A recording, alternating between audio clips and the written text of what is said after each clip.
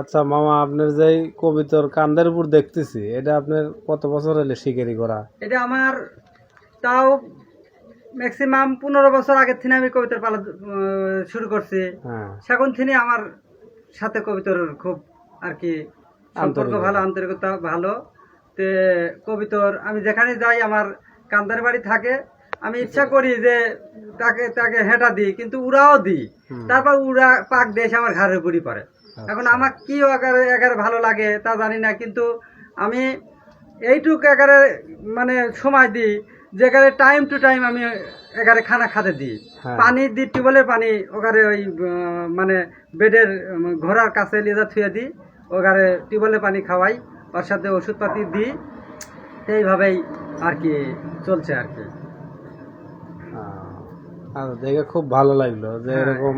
এই যে আবার কবে নিজে এই যে